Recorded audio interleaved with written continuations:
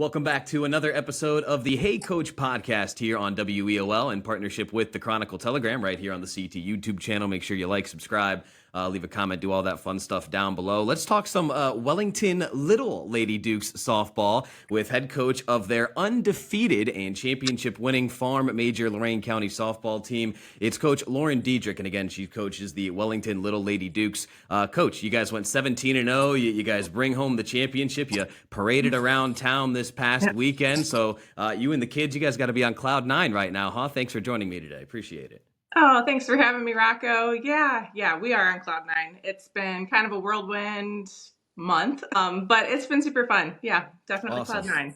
Awesome. And so let's just jump right into that, right? I mean, you guys go 17-0, and we were talking a little bit, off air, so to speak, before we started recording here. And you gave me the phrase, Wellington softball's kind of on the rise. They're having a little comeback. Feels like your girls maybe have a lot to do with that, right? I would like to think so. Yeah, I think Wellington is definitely making a comeback in all sports, but especially softball. The past couple of years, there have only been a few softball teams. And this year, we have, I think, a softball team in every single class. And especially with the younger girls, the Farm Minor and the Farm Major, there are two teams for each class, which is pretty cool. Pretty cool to see. Well, and it feels like half the battle sometimes, especially with the youth sports. And I even hear it from some of the high school coaches I talk to.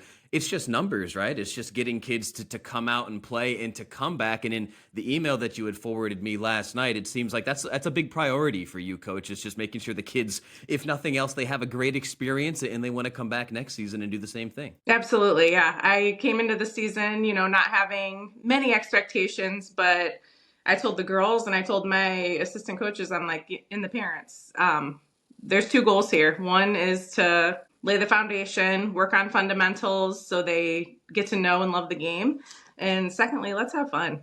I want them to have fun. I want them to leave practice and leave games feeling great, and having fun with their buddies. And yeah, hopefully the goal is for them to come back next year too. And I know, at a school like Wellington, because I help on the coaching staff at Independence with their varsity girls basketball team. And, we're Division 6, so it's a smaller school. And again, in this email you sent me, you mentioned multi-sport athletes and how you're a big fan of that. How crucial is that, Coach, just for you being an advocate of that in kind of letting the kids know, hey, it's okay if softball's not 24/7 all the time, basketball, all these other sports are certainly viable. I guess just how important is that multi-sport facet within youth sports?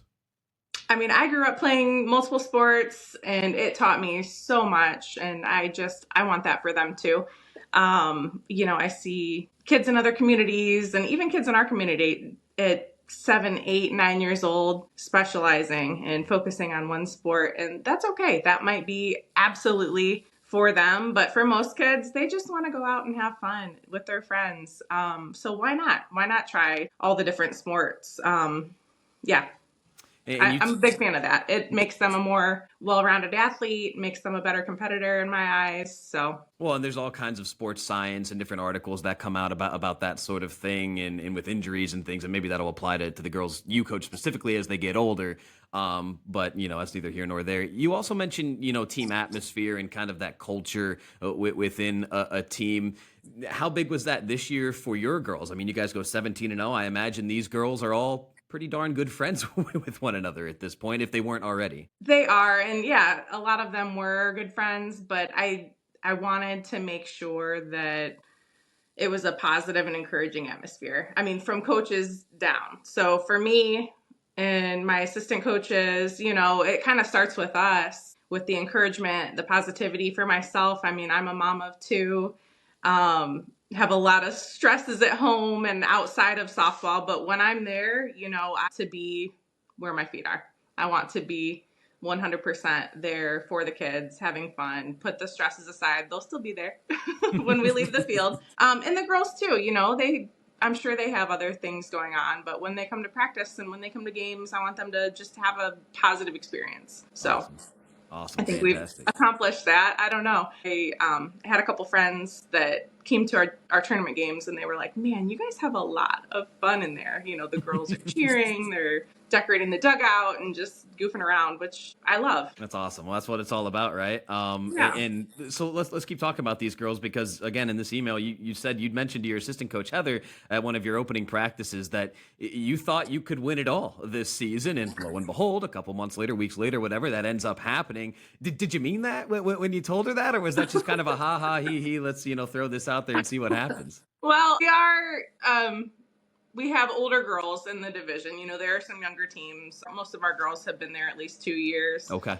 In this farm major division. I mean, so going in, and we had a pretty good season last year. I don't know. I just had a good feeling about it.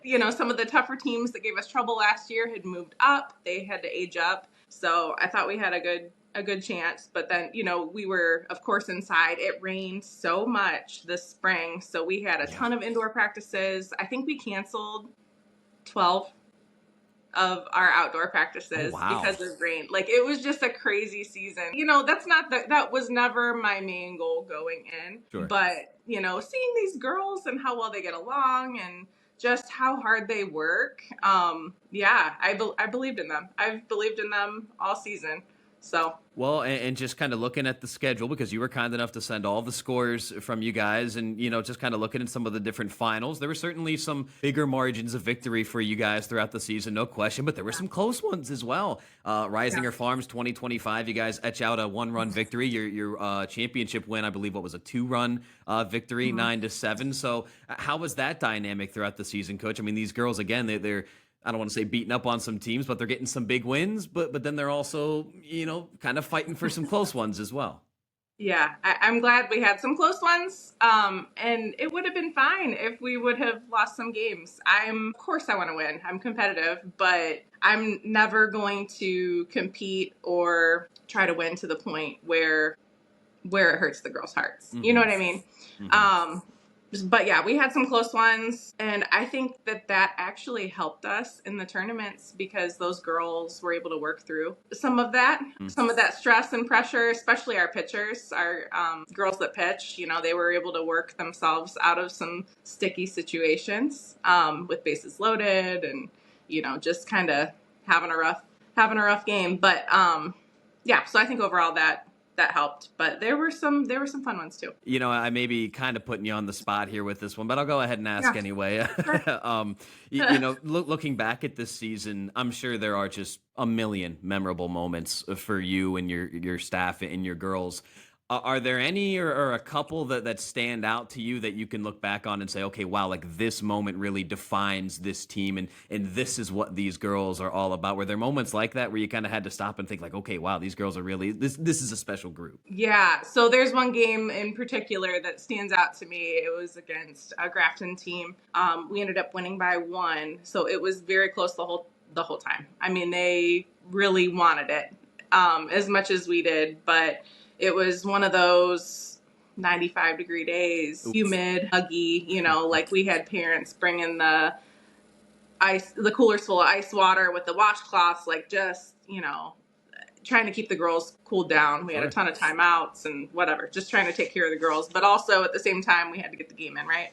So I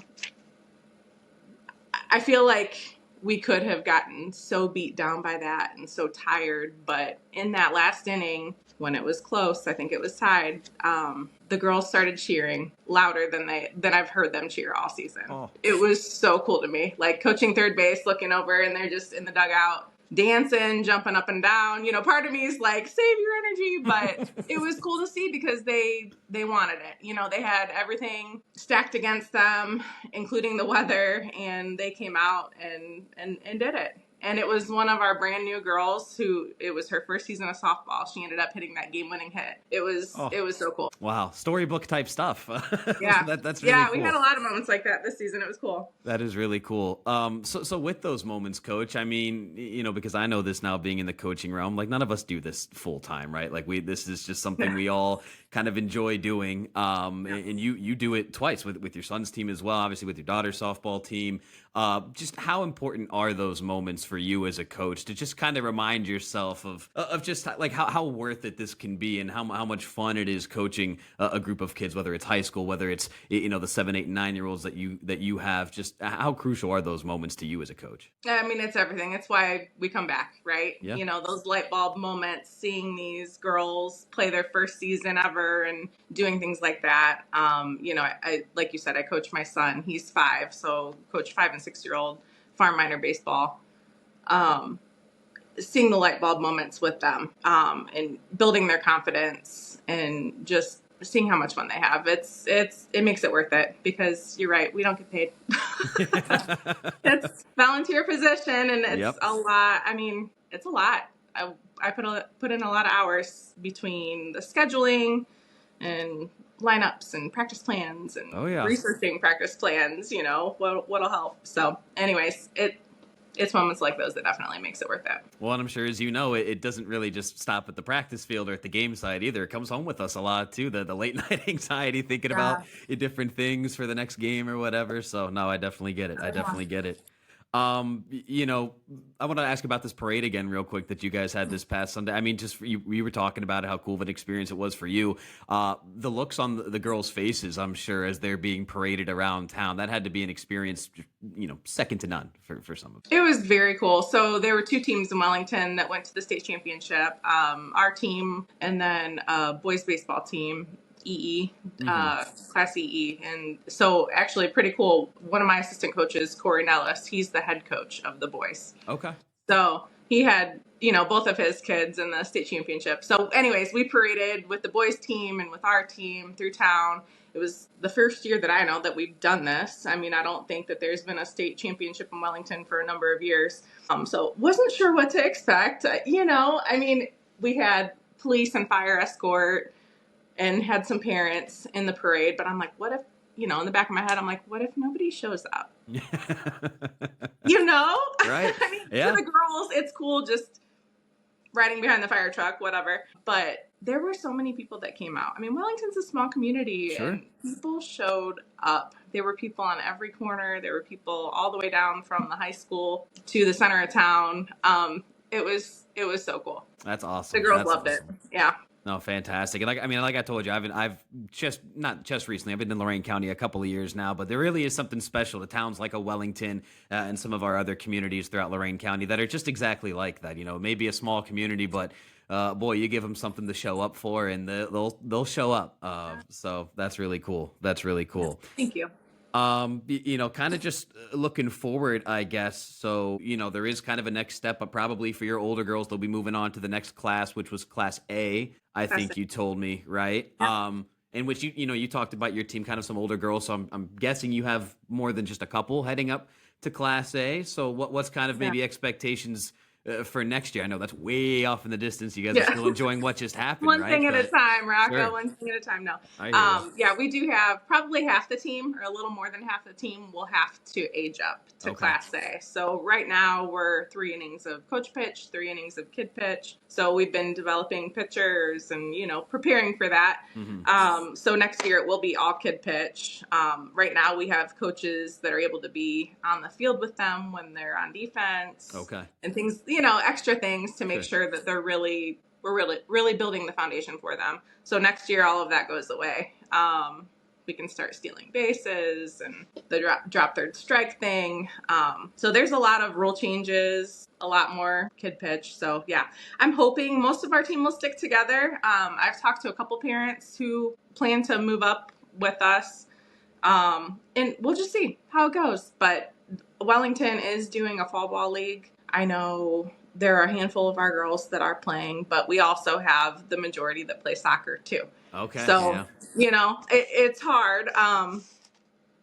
But yeah, we've got a new high school coach this year. She's done amazing.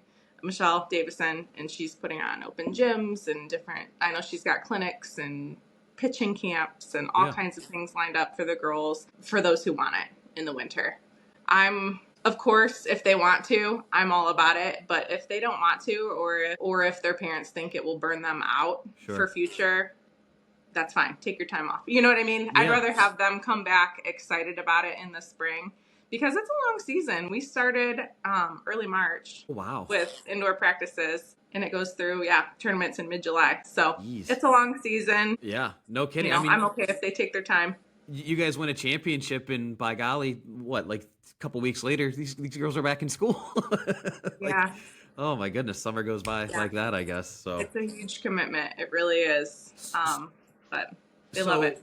So it sounds like for you, like, is your daughter one of the kids that would be moving up to Class A? So it sounds like you'd be moving with her up to Class A to coach that group, correct? Yeah, that's the hope. Okay. I mean, if they'll have me back. I hear you. I gotcha. I know how that goes. Okay. Awesome. Well, Coach, gosh, I didn't really have anything else for you. I guess I'll open this up to you if there's anything you kind of wanted to close with. Again, I kind of putting you on the spot here, but you've been great so far. This has been a great conversation. So if there's anything else you want to throw out there, any of the girls you want to shout out or your assistants, what have you, go on right ahead. No, I definitely want to shout out my assistant coaches. I mean, they were a huge, huge help all season. And the girls, I mean, gosh, I just love them. Every single one of them. They are so funny, so caring, such hard workers. The grit that they have at this age is so cool for me to see. Like, I played sports my entire life. I did not have that at that age. So I'm excited to see what comes of that from them, whether it's soccer, softball, cheerleading, basketball, whatever it is. But yeah, I'm just excited and honored to be their coach. Yeah. Awesome. Now, are you a Wellington grad yourself? Are you from Wellington? I am. Okay. Yeah. Okay. Awesome. Yep, So I sure am. I played hot stove when I was young. I did travel ball too. But yeah, so it's kind of cool to come back. Yeah, I mean, some personal importance then to you with all of this and just the program as a whole. That's very neat. Yeah, and I actually played it was called OGSO when I was young, but actually played with two of my assistant coaches, Heather and Lindsay. Awesome. Played coach pitch with Heather. So she actually was on the last Wellington softball team that won a state championship. Oh, wow. And that was in 1997. So 28 years. Yeah. Well, so I think she's excited for the photo op once we get our state jackets. Yeah. State champions jackets. She's gonna pull her old one out, and have her daughter Peyton put hers on. Yeah. So awesome. Yeah. Fantastic. Well, hey, Coach, again, thank you very much for joining me here on the podcast. When Heather was kind of reaching out and trying to get some coverage on this, I was like, boy, I'll jump right on that. I'll go talk to Coach Diedrick if she'll let me. So I love some youth sports, so this is awesome. But Coach, thank you again very much. Congratulations to you and your girls. I hope you guys enjoy the rest of summer, and we'll see what you guys can do come next summer. Yeah. Well, thanks for having me. I appreciate it.